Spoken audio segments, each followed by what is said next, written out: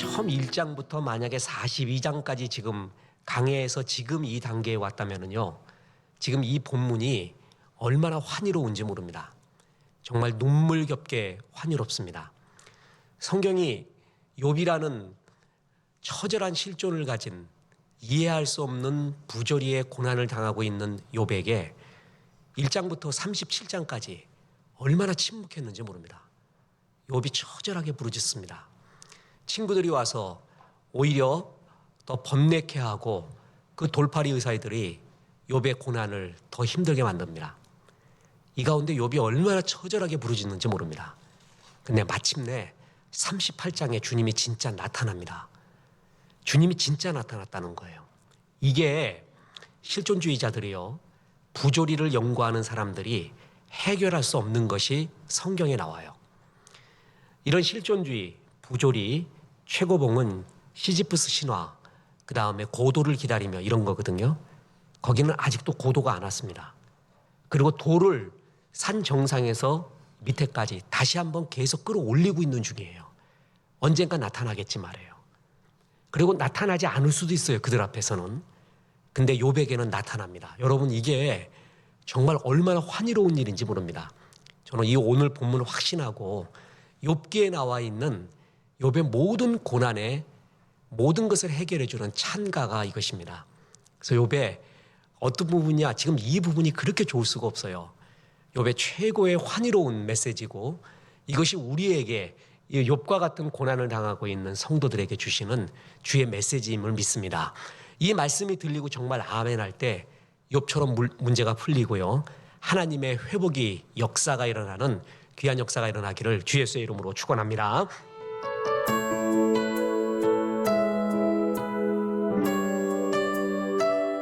이해할 수 있는 고난은 감내하기가 쉽습니다. 그러나 이해할 수 없는 고난이 있습니다. 이성적으로 해석이 안 돼요. 풀 수가 없어요.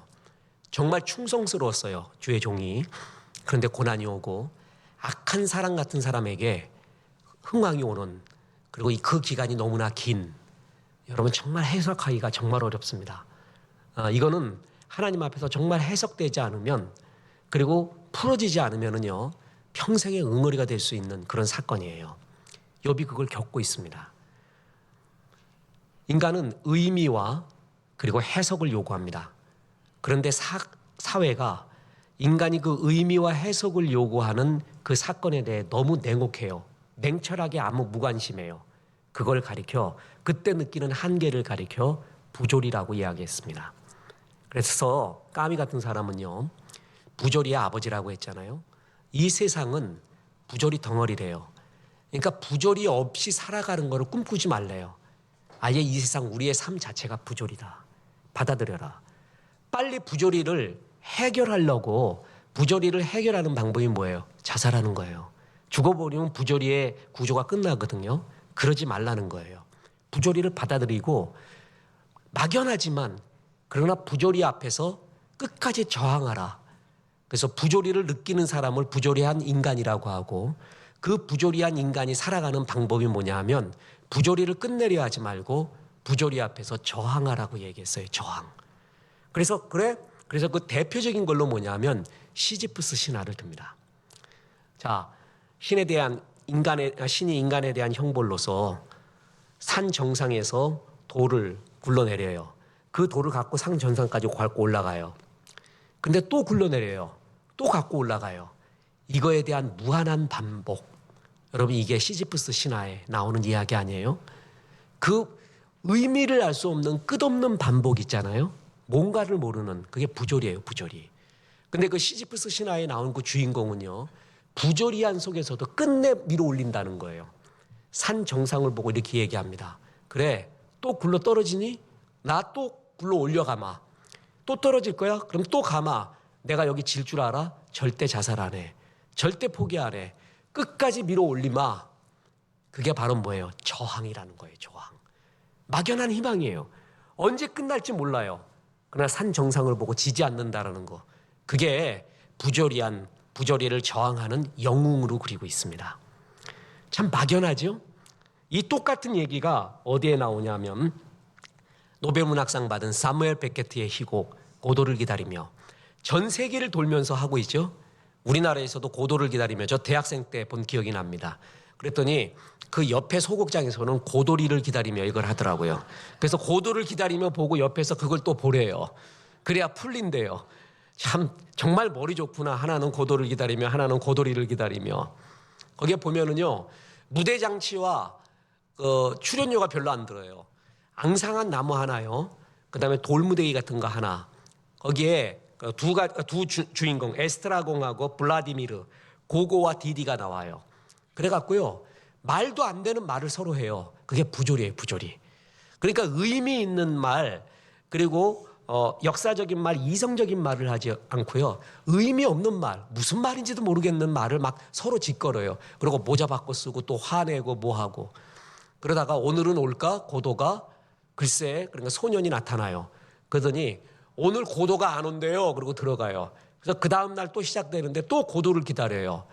그리고 또 안 온대요. 그러다가 이제 블라디미르와 에스트라공이 이제 끝난 것 같다. 이제 떠나야 되는 건가? 그래, 가자. 그래요. 그럼 떠나고 가야 되잖아요. 근데 가지 않고 연극이 끝났는데도 또 그 자리에서 고도를 기다리고 있어요. 그게 고도를 기다리며. 이때 이 고도를 기다리며 부조리 연극이 나올 때요, 제일 많이 질문받았던 게 사무엘 베케트가 고도가 누구냐는 거예요. 그랬더니 그 저자인 사무엘 베케트가 이렇게 대답합니다. 내가 그걸 알았더라면 작품 속에 진작에 썼을 겁니다. 자기도 모른다는 거예요. 모르는 고도예요. 근데 그 고도를 기다려요. 근데 포기하지 않고 기다려요. 이거를 여러분, 작품은 원래 텍스트는 던져지면 여러 해석이 있죠. 그래서 1960년대 하버드 대학 문학 이론이 나온 이래로 독자 반응 이론, 리더 오리엔티드 시오리라고 있습니다. 텍스트가 던져지잖아요. 그럼 텍스트는 저자의 것이 아니에요. 그전에는 작품을 분석할 때 그 저자가 무슨 의도로 썼는가, 그 저자를 1, 2, 3의 시기로 나눠요. 뭐 전성기, 뭐 퇴락기, 뭐 어쩌고. 그래서 그때 썼던 이 작품은 이걸 의미한다, 이렇게 해석을 해줬어요, 비평가들이. 그러니까 저자의 의도가 굉장히 중요했어요. 근데 독자 반응 이론이 나오면서부터는요, 텍스트가 던져지면은요, 그건 이미 저자의 것이 아니라는 거예요. 저자도 또 하나의 그냥 리더, 독자에 불과한 거예요. 독자가 어떻게 받아들이느냐, 그게 굉장히 중요합니다. 그래서 참 문학 작품은 다의적 해석이 굉장히 가능해요. 이것도 그냥 허무하게 고도를 기다린다, 이렇게 얘기할 수 있잖아요. 그런데 까미적으로 해석하면 이 고도를 기다리는 에스트라곤과 블라디미르, 고고와 디디는 까미적으로 따진다면 영웅입니다. 저항하는 영웅이에요. 그 고도가 안 나타날 수도 있어요. 그럼 진작에 포기해버리거든요. 포기해버리고 그냥 자살을 해버리거나 죽어버리거나 정신분열이 돼버리거나 그러면 되는 거예요. 근데 의미 없지만, 막연하지만 끝내 고도를 기다리고 있다는 거예요. 다시 말하자면 까미적으로 말하면 그는 이 부조리 앞에 저항하고 있는 영웅이 되는 것입니다. 그런데 바로 이러한, 예를 들어서 까미의 시지프스 신화나 사무엘 베케트의 고도를 기다리며, 시지프스 신화의 주인공은 계속 돌을 올리고 있는 중이잖아요. 언젠가는 그칠지 모른다 하고 고도를 기다리면 지금도 기다리고 있잖아요. 언제 그칠지는 모른다라는 막연한 희망 속에서요, 욥 이야기하고는 다르다는 거예요. 저는 이때요, 얼마나 환희를 느꼈는지 몰라요. 정말 환희. 제가 음악에서 환희를 느낄 때는 아이다라는 게 있었어요. 여러분 오페라 아이다 아세요? 내 중학교 때인가 그때 선생님이 너무 무서웠어요. 그리고 아이다 왔을 때 음악 선생인데 왜 무서운지를 몰라. 그래갖고 반드시 니네들이 저축해놨다 그건 가래요. 그래가지고 갔지. 이제 다 거기 출석도 매기는데 어떻게 해요, 가가지고.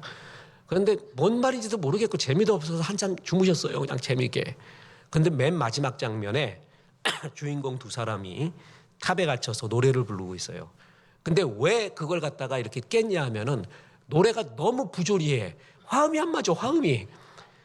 여자 남자가 부르면 화음이 맞아야 될 거 아니에요, 화음이.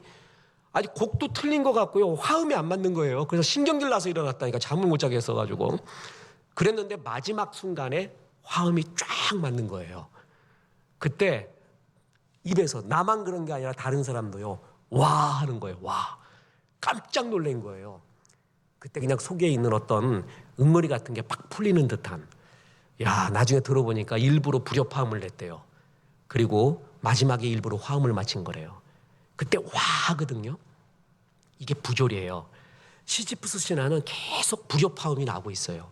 고도를 기다리며도 불협화음이 계속 되고 있어요. 언젠가 화음이 맞을지도 모른다는 막연한 희망 속에서 말이에요. 그런데 욥기는 진짜 화음이 맞더라는 거죠. 자, 참 이걸 발견할 때요. 그렇게 좋을 수가 없어요.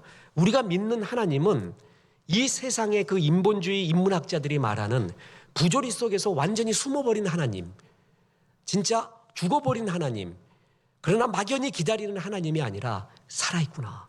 그 긴 기간임에도 불구하고 여전히 욥을 주목하고 있었고 생각하고 있었고 그와 함께하고 있는 하나님이었고 마침내 우리 하나님이 뭐라고요? 나타났다는 거죠. 그래서 욥이 겪는 부조리는요. 시지프스 신화나 고도를 기다리면서 겪는 그 부조리하고 다르다는 거죠. 왜냐하면 이거는 해결이 있는 부조리였어요. 부조리 같아 보였는데 이해할 수 없는 현실이었는데 신의 부재 같았는데 진짜 하나님은 살아계셨고 여전히 욥과 함께 하셨고 마침내 나타나시더라는 거죠. 참 이거 환희롭습니다. 정말 욥기를 처음부터 나가면서요. 1장 2장 막 끝까지 욥이 처절하게 투쟁하거든요. 그 구절 하나하나 욥이 투쟁하는 욥이 처절하게 외치는 구절 하나하나가 가슴에 박히잖아요. 그럼 진짜 눈물이 나와요. 아 이거 정말 내 경우라고 생각해 보세요. 내가 이 경우를 겪고 있잖아요. 그럼 그 구절이 그렇게 좋을 수가 없습니다. 그런데 마침내 하나님이 나타나잖아요. 이때 너무 좋은 거예요. 이때 야 이거였구나. 보세요. 우리 하나님은 영원히 나타나지 않는 그러한 고도가 아니었습니다. 그리고 영원히 굴려야 되는 시지프스의 산이 아니었단 말이죠. 욥기 38장 1절에 이런 구절이 나옵니다. 보세요. 그때에 여호와께서 폭풍 가운데서 욥에게 말씀하여 이르시되 마침내 그야말로 아기다리 고기다리 기다리고 기다리던 하나님이 나타나신 거예요. 욥이 얼마나 좋았을까요? 욥이 하나님을 체험했잖아요. 그 다음에 이렇게 말합니다. 욥기 42장 3절입니다. 내가 죽게 대하여 귀로 듣기만 하였사오나 이제는 눈으로 주를 배움나이다. 하나님이 없는 듯한 현실 속에서도 하나님은 여전히 욥과 함께하고 있었다는 거죠. 지켜보고 있었다는 거죠. 심지어는요. 욥과 그 세 친구와의 대화를 하나님이 다 듣고 계십니다. 그래서 그 세 친구가 나중에 잘못됐다고 하고 욥이 맞았다고까지 얘기하는 그러니까 하나님이 없는 듯한 그 모든 블랙홀 같은 현실 속에서도 주님은 다 있었던 거예요. 이게 부조리 속에서 헤매고 있는 듯한 우리들의 모습이 있지만 하나님은 이 부조리 너머에 태양처럼 주님이 존재했다는 거죠. 이게 그렇게 좋아요. 저는요 마구마구 죽이는 전쟁 영화 있죠. 주인공은 절대 안 죽어. 그리고 주인공 한 방 쏘면 저쪽에 한 3명 죽어요. 저쪽에서는 안만 쏘아도 주인공 총알이 옆으로 핑핑 피어나갑니다. 그러니까 주인공이 뭐 대포 한 방 쏘면은요 다 죽어버려요. 통쾌했거든요. 근데 얼마 지나서 그걸 보니까요 너무 리얼리티, 실제성이 없어요. 그 실제성 있는 영화가 뭘까라고 봤더니 서부 영화이죠. 서부 영화 중에서는 악당 죽이는데요. 악당 3명 죽이는데 주인공 하나가 생고생을 하더라고. 3명 죽이는데. 그 SF 영화 보면 3명은 그냥 유도 아니거든요. 근데 그게 굉장히 더 긴장감이 들어요. 진짜 같아서요. 진짜. 지금 욥이 말이에요. 욥에게 나타난 하나님이요. 초반전에 한 5장에 나타나잖아요. 그러면 감격도 없어요. 근데 37장까지 가요. 진짜 없는 것 같아요. 하나님이. 그런 현실 가운데 주님이 진짜 보고 있었다는 거, 모든 걸 지켜보고 있었다는 그 환희로움은요, 이름 말할 수가 없습니다. 이거는 진짜 체험해 봐야 됩니다. 여호와를 맛봐서 알아야 되거든요. 진짜 이럴 때 주님이 나타나는구나. 하나님은 부조리 속에 없어져 버린 하나님이 아니구나. 그래서 나와 너, 이히운투 두라는 아주 세계적인 신학, 철학 명절을 지은 마틴 부버라고 있습니다. 그게 유대인 신학자이자 철학자이자 사회학자예요. 좋은 책입니다. 요만해요. 마틴 부버는 지금 실존주의, 지금 부조리를 느꼈던 신학자, 철학자들이 하나님이 안 계시는 듯한 현실을 가리켜 신은 죽었다라고 표현했어요. 그죠? 이해하시죠? 무슨 말이에요? 그 신은 죽었다라는 비슷한 말들이 많이 있잖아요. 신이 살아있으면 지금 이런 현실은 안 나타난다는 거예요. 그래서 신의 죽음, 사신신학도 나오고요. 신은 죽었다라는 표현을 해요. 거기에 대항해서 마틴 부버라는 것은 너무 멋진 말을 했습니다. 신의 죽음이 아니라 신의 일식이다. 일식. 야, 여러분 어저께 보내준 경건 이메일이 신의 일식에 대한 거예요. 여러분 그게 논문 한 편입니다. 그 요만큼 지금 써준 거 있잖아요. 논문 한 편을 요약한 거예요. 신의 일식. 일식이 뭐죠? 태양과 지구와 태양 사이에 달이라는 것이 끼어갖고 잠깐 태양의 빛이 잠깐 어두워진 거죠. 그게 일식 아니에요? 근데 태양은 있어요, 없어요? 있는데 뭐가 끼었어요? 달이 중간에 끼어서 없는 것처럼, 태양의 빛이 없는 것처럼 보일 뿐이지 신의 부재. 그게 신의 부재가 아니라, 죽음이 아니라 신이 잠깐 빛을 안 보이는 것 같은 무슨 현상이다? 일식의 현상이다. 이렇게 말하고 있습니다. 자, 우리가 겪고 있는 하나님 지금 어디 계십니까? 정말 왜 응답이 없습니까? 하는 이 상황은요, 진짜 하나님이 안 계시는 게 아니라 하나님이 잠깐 일식처럼 안 보이는 거예요. 근데 그게 성경에 그대로 나와요.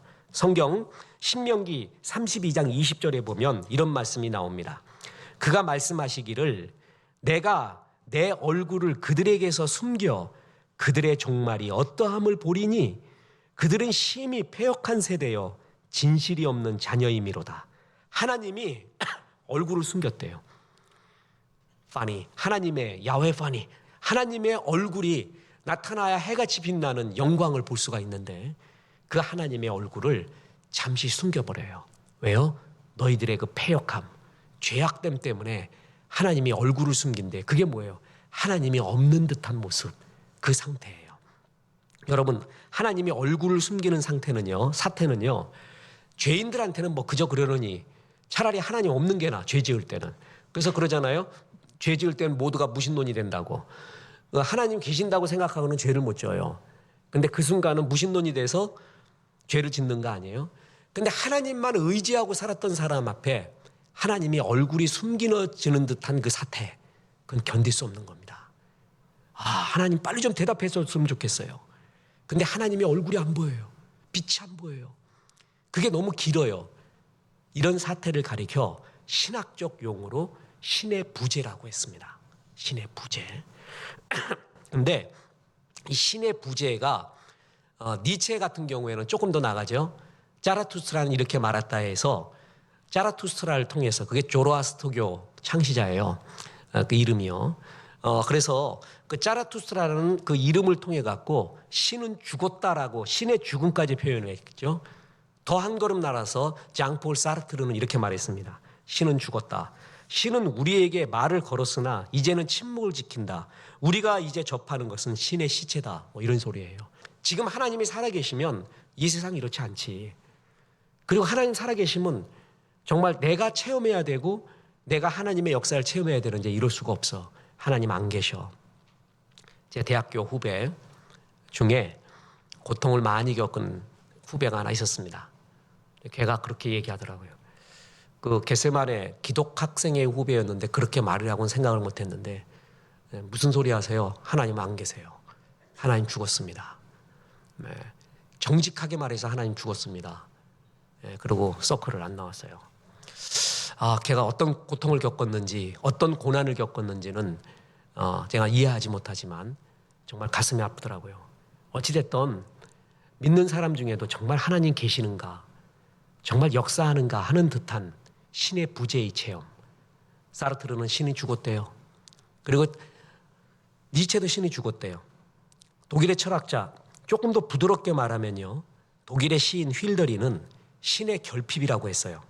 하나님이 이 세상에서 완전히 부재, 없어진 것은 아니지만 무언가 부족하다, 결핍하다.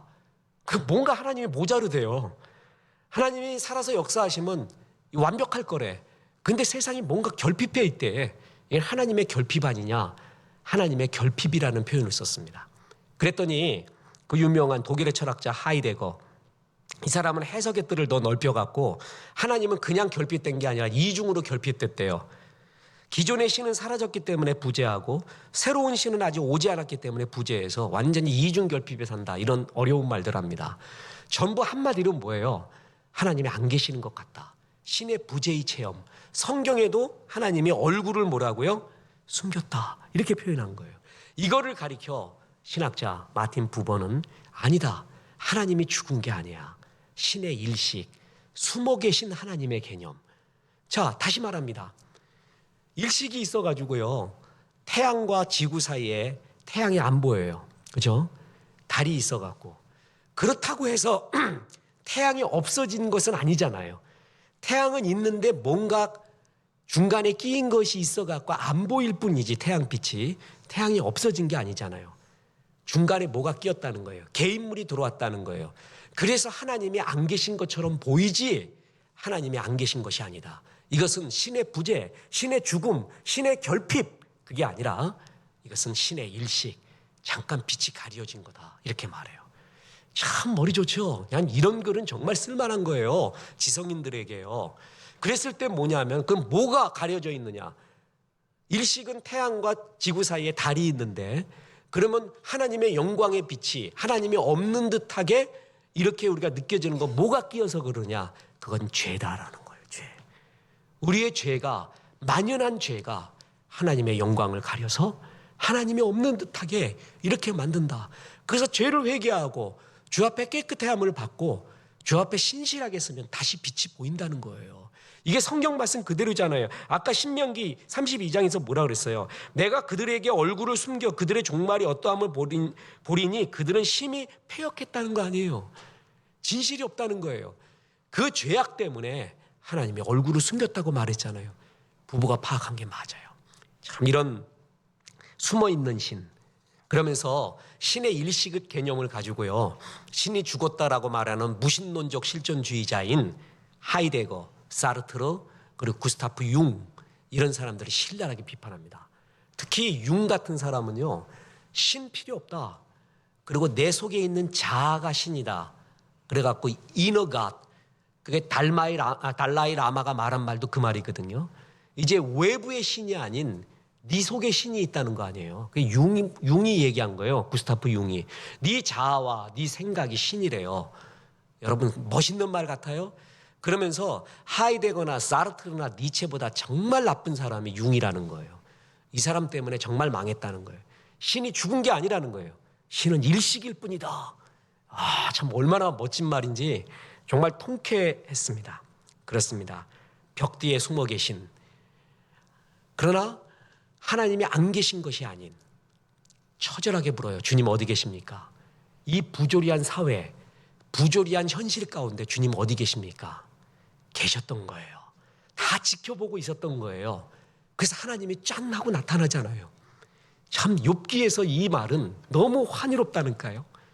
다시 말하지만 무신론적 인본주의자들은요, 아직도 부조리는 느끼는 거예요. 부조리 가운데 신을 인정하지 않으면서, 그러나 이 부조리에 난 죽지는 않는다. 자, 우리 정직하게 말해보자. 이 세상이 조화로운가? 다 웃기는 짬뽕이다. 전부 부조리인 거 알잖아. 다 쇼하는 거 알잖아. 이 세상은 그런 거야. 그러나 난 여기에 죽지 않아. 난 여기에 저항할 거야. 그래, 이게 없어지지 않는다는 것도 알아. 그렇지만 난 끝까지 저항하리라. 그래서 영웅적, 부조리의 저항의 영웅적 모습이 거기 나와요. 근데 우리는 진짜 믿는 게 있어요. 우리는 이런 영웅이 아니라 이런 속에서 반드시 하나님은 살아계시고 지켜보고 있고 역사의 그날, 하나님이 현현하는 그날이 온다는 거, 사회적으로도 우리에게도 말입니다. 진짜 그런 날이 오고야 맙니다. 욥기가 보면 그날이 온 거예요. 그걸 맞이했을 때 얼마나 기뻤을까요? 얼마나 환희로웠을까요? 자, 다시 한번 보세요. 욥기 38장 1절에 그때 여호와께서 폭풍 가운데 욥에게 말씀하여 이르시되, 여러분 아직도 주님 정말 내 이 고난이 너무 깁니다. 주님 언제까지겠습니까?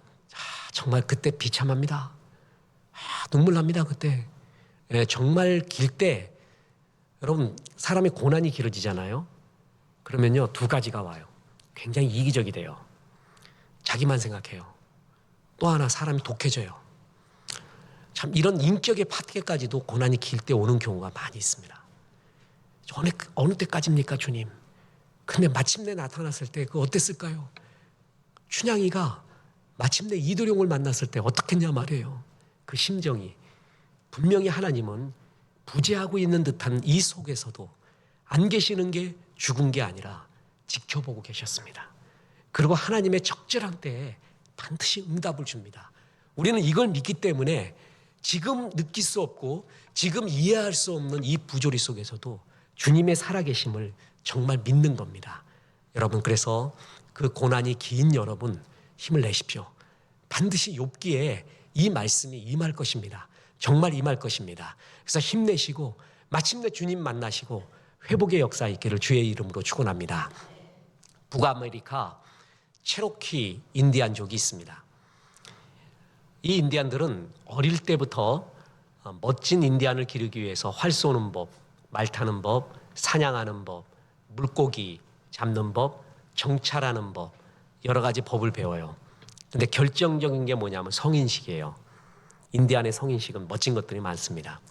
체로키 부족은요, 성인식 날 아버지가 한 번도 부모의 곁을 떠난 적이 없는 자기 아들을 데리고 눈을 가리고 숲속에 데려다 놓습니다. 그럼 애가 절대 이 눈을 가리개를 피지 말라는 거예요.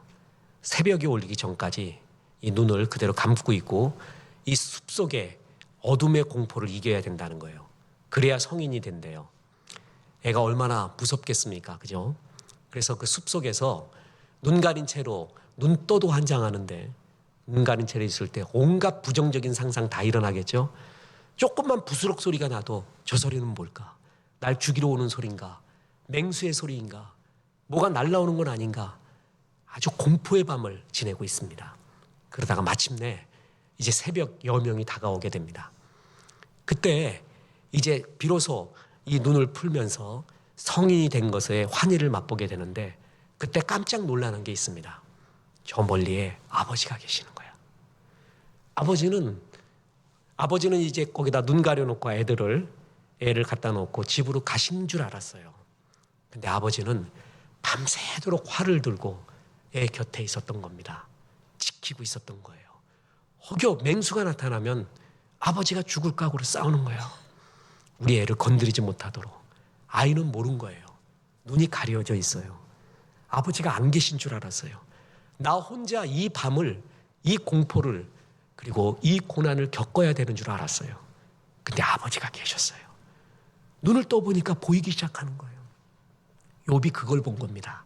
하나님이 다 보고 있었구나. 하나님이 지켜보고 있었구나. 그때 환희가 어쩔까요? 우리가 정말 어떨 때는요, 정말 주님 살아계시는가? 나와 함께하는가? 하나님은 능력이 있는가? 랍비 헤롤드 쿠시너가 왜 착한 사람에게 나쁜 일이 일어날까? 자기 아들이 조로증으로 7살 때 죽어가잖아요. 그때 그의 결론은 뭔지 아십니까? 하나님은 살아있다. 하나님은 사랑이다. 하나님은 선하시다. 그러나 능력은 없다 이랬어요. 능력은 없다. 그래서 우리 아들을 고칠 수 없었지. 능력이 없어.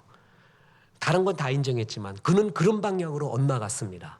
그리고 사르트르 같은 사람은, 니체 같은 사람은, 하이데거 같은 사람은 신은 죽었다고 말합니다. 이 시대에서. 그러나 아닙니다. 누가 무슨 말을 하더라도 하나님은 여전히 살아계시고 이 부조리한 사회와 부조리한 내 개인의 경험 속에서도 주님은 그걸 지켜보고 있었어요. 내가 숲속에서 그 눈을 가리운 채 그 밤의 공포를 지나며 고난의 공포를 지나고 있을 때도 아버지가 계셨던 거예요. 아버지가 혹여 우리 자식 다칠까 봐 지켜보고 있었던 것입니다. 성인이 되어 그 눈이 열어졌을 때 그 아들이 얼마나 환희로울까요? 여러분 믿음 지키며 주 앞에 이렇게 부르짖고 주 앞에 끝내 예배하며 견디고 계신 여러분 정말 반드시 이 날이 올 겁니다. 그리고 주의 영광을 보시기를 주 예수의 이름으로 축원합니다.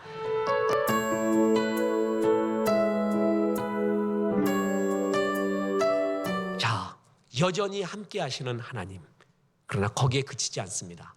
두 번째이자 또 하나의 주제가 회복시켜 주시는 하나님이라는 것입니다. 하나님은 계시기만 한 게 아니라 지켜보시는 것만 아니라 회복을 시켜줍니다. 이게 그렇게 좋을 수 없습니다. 어떻게 회복시켜 주는 줄 아세요? 먼저요, 욥의 세 친구들을 향해서, 욥의 세 친구 나쁜 놈이래요. 말 다 틀렸대요. 욥아, 네 말이 맞았다. 욥이 지금, 우리 지금 아직 38장까지 안 나가고 지금 세 친구 엘리바스, 빌다, 소발과 싸우고 있는 걸 보잖아요.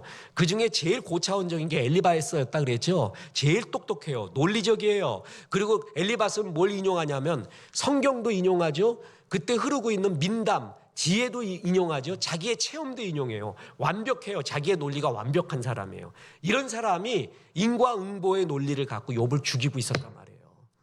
빌다, 소발 마찬가지 옆에서 맞장구 치고 있고요. 그 싸움이요 38장까지 이어지는 거예요. 그런데 얼마나 억울하겠어요, 욥이요. 나 어떤 사람인 줄 알아? 나를 고난의 풀무에 한번 던져봐. 난 정금 같은 사람이야. 그 구절이 욥기에서 제일 오해하는 구절이라고 했잖아요. 고난의 풀무에 던지면 내 불순물이 다 빠져서 정금같이 나오리라. 우리 되게 그렇게 해석을 해요. 근데 저는 그 구절도, 그 해석도 전혀 틀리다고 보지는 않습니다. 그러나 그 진짜 텍스트, 컨텍스트에 맞춰서 보면 그게 아니에요. 엘리바스, 빌다, 소발, 내 죄 때문에 그렇다고, 숨겨놓은 죄, 내 죄, 모르고 지은 죄, 내 자녀의 죄 때문에 그렇다고, 아니야, 나를 풀무에 한번 던져봐. 나 정금 같은 사람이야. 나 말이야, 그런 것 때문에 이런 거 아니야. 그 의미예요.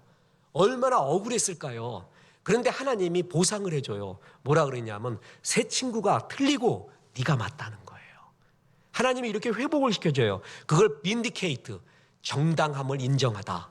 그거 아니에요. 보세요. 욥기 42장 7절에 여호와께서 욥에게 이 말씀을 하신 후에 여호와께서 대만 사람 엘리바스에게 이르되 내가 너와 내 두 친구에게 노하나니 이는 너희가 나를 가리켜 말한 것이 내 종 욥의 말과 같이 옳지 못함이니라. 누가 옳았다는 거예요? 욥이 옳았다. 그리고 또 누구에게만 말해요? 엘리바스한테만 말하죠. 이게 대빵이었다니까 이놈이. 아까 말하지만 제일 완벽했어요. 엘리바스한테 말해서 네가 하나님에 대해서, 욥의 고난에 대해서 너는 하나님에 대해서 말했지 하나님이 이렇다라고. 네가 말한 거 다 틀려. 욥이 맞아. 지금 그 얘기해줘요. 욥의 권위를 회복시켜주는 거예요. 요셉이 말이에요. 요셉이 고난당하고 노예 생활을 하잖아요. 애굽의 총리가 되었어요. 그때 애굽의 왕 바로가 요셉을 어떻게 회복시켜주는 줄 아십니까? 요셉을 마치 어의, 왕의 가마가 지나갈 때 사람들이 다 머리를 숙이거든요. 그런 것처럼 요셉의 가마가 지나갈 때요, 왕한테 하는 것처럼 요셉에게 하라. 그러면서 요셉을 예우해 줍니다. 요셉에 떨어져 있는 그 자존감과 자존심을 하나님이 한없이 높여주는 거예요. 참 멋지지 않습니까? 욥은 정말 억울했거든요. 이 세 친구 앞에서요. 힘도 없는데. 근데 엘리바스한테 화를 내면서 욥이 맞았다고 회복시켜주고 있어요. 얼마나 좋을까요? 뿐만 아니라 욥이 종래에 소유했던 것들의 2배를 회복시켜 주십니다. 자, 보세요. 욥기 42장 12절에서 15절. 여호와께서 욥의 말년에 욥에게 처음보다 더 복을 주시니 그가 양 14,000과 낙타 6,000과 소 1,000결이와 암낙의 1,000을 두었고 또 아들 7과 딸 3을 두었으며 그가 첫째 딸은 여미마라 이름하였고 둘째 딸은 그시아라 이름하였고 셋째 딸은 게렌합북이라 이름하였으니 모든 땅에서 욥의 딸들처럼 아리따운 여자가 없었더라. 그들의 아버지가 그들에게 그들의 오라비들처럼 기업을 주었더라. 자, 회복시켜 주신 동물들, 가축들의 숫자도 3, 5, 10 하늘의 숫자죠. 처음에 욥이 소유하고 있었던 것이 3737, 자녀의 수도 3737, 이게 하늘의 숫자라고 했잖아요. 그만큼 완벽의 숫자였어요. 회복도 동일하게 해주는데 더한 것은 뭐냐면 아들뿐만 아니라 고대 근동 그 지방적 관점으로 보면 딸은 계산에 안 넣습니다. 딸의 이름 같은 건 기록도 안 해요. 여러분 지금 다 기록돼 있잖아. 지금 주민등록부터 해갖고 교회는 여자 아니면 지금 안 돼요. 대한민국은. 뿐만 아니라 전 세계의 교회는 여자 아니면 안 됩니다. 그러니까 주의 나라를 이끌어가는 게 여자입니다. 근데 이때는 숫자에도 안 넣었다니까요. 성경 구약 그때 당시에 여자의 이름을 이렇게 앞장 세워 기록된 거는요 드뭅니다. 어느 정도로 영광이었냐면요 딸들마저 전설적인 이름을 얻습니다. 이게 나중에 강의를 할 거예요. 이 이름들의 의미가 뭔가. 그러니까 아들만 이름 높여준 게 아니라 누구라고요? 딸마저도 전설적인 인물이 되게 해줘요. 그때 당시 족장들이 갖고 있었던 언어, 영예가 있었거든요. 그거하고는 비교할 수 없는 최고의 영예를 얻게 해줍니다. 뿐만 아니라 아주 오래 살게 합니다. 주님은 모든 것들을 뭐라고요? 전부 다 회복시켜주는 거예요. 욥기 46장, 42장 16, 17절 보세요. 그 후에 욥이 140년을 살며 아들과 손자 4대를 보았고 욥이 늙어 나이가 차서 죽었더라. 수완을 다 했대요. 배수완무 그거 아세요? 거북이와 두루미, 삼천갑자, 동방사기, 살치기, 사뽀뽀. 그 나오는 수를 다 해서 살았어요. 지금 이걸 아는 사람은 인생을 조금 먹은 사람, 텔레비전 본 사람이에요. 코미디 좀 본 사람. 우린 그때 오락이 그거밖에 없었어요. 수를 다 했습니다. 그리고 딸의 이름까지 전설적인 이름이 되게 회복을 시켜줍니다. 저는 오늘 점심을 보리굴비 정식으로 맛나게 먹었습니다. 근데 회복시켜주신 사람과 같이 식사를 했습니다. 이 집사님이 한국에 오면 꼭 우리 교회에서 예배를 드리고 상하이에서 아주 잘 나가는 CEO입니다. 그냥 제일 그분 만날 때 환장하는 게 어려워 죽겠는 게 얼마 번다라는 이야기를 간접적으로 들으면요. 온 힘에서 모든 힘이 다 빠져버려요. 평생 벌 걸 한 달 버는구나 할 정도로 힘이 다 빠지는. 근데 아주 순결해요. 정말 하나님의 것이라고 하면서 전부 이렇게 나누어 주고 그런 삶을 완벽하게 산 진짜 그런 사람이에요. 진실한 사람이죠. 거짓이 없는 믿음이에요. 그래서 그렇게 좋을 수가 없어요. 만나면 에너지와 힘을 얻게 됩니다. 그분이 실직을 하게 됐습니다. 있을 수가 없는 일이었어요. 늘 1등만 하다 이런 일이 나에게 닥치는가.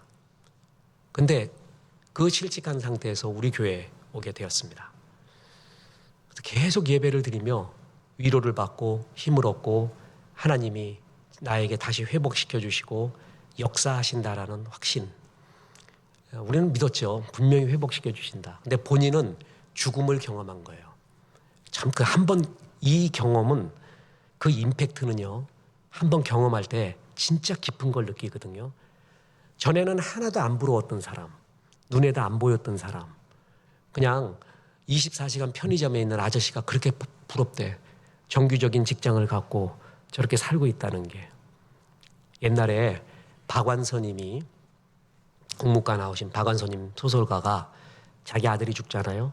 남편 죽고 아들도 죽습니다. 그럴 때 자기 아들을 서울대 의대예요. 그래서 그렇게 잘 나가는 아들 자랑스러웠어요.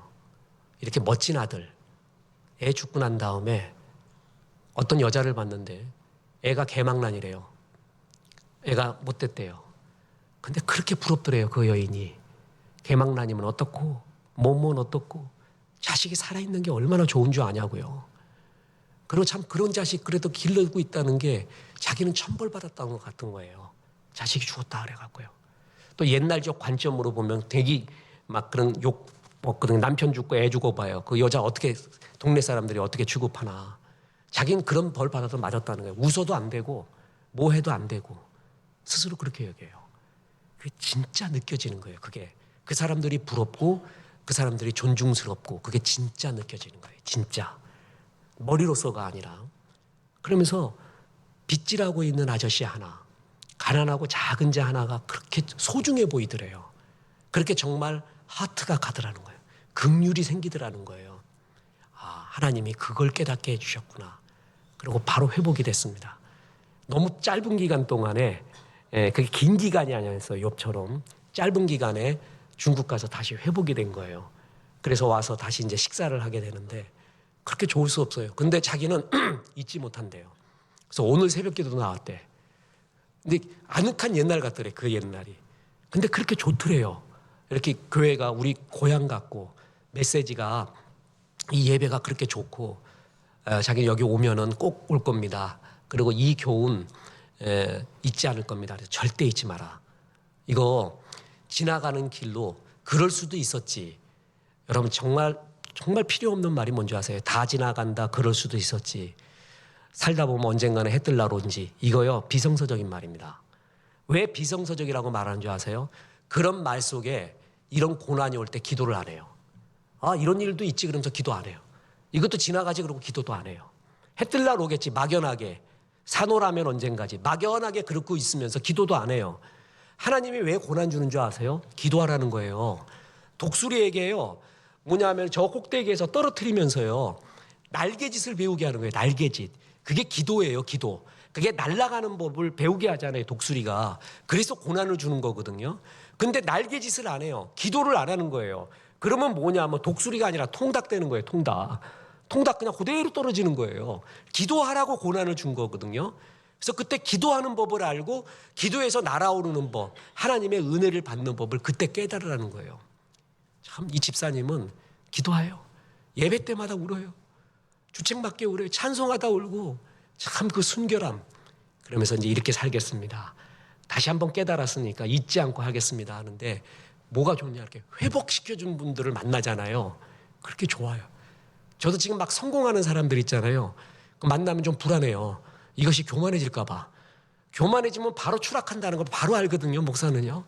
그래서 좀 조심스러워요. 성공하는 사람은 절대 교만하지 마라 교만하지 마라 그러면 예 절대 교만 안 하고 하나님 은혜입니다 그러다가 교만해져요. 교만은 내가 교만한지를 모르게 빠지거든요. 그래서 무서운 거예요. 근데 회복시켜준 사람을 만나잖아요. 그럼 정말 하나님의 살아계심이 느껴지는 거예요. 그렇게 좋을 수가 없어요. 따뜻하고요. 야 하나님이 역사하셨구나. 저는 여러분 가운데 회복시켜주신 하나님의 은혜, 그 회복하신 하나님의 영광을 많이 보는 그런 역사가 나타나기를 주 예수의 이름으로 축원합니다. 우리가 정말 믿습니다.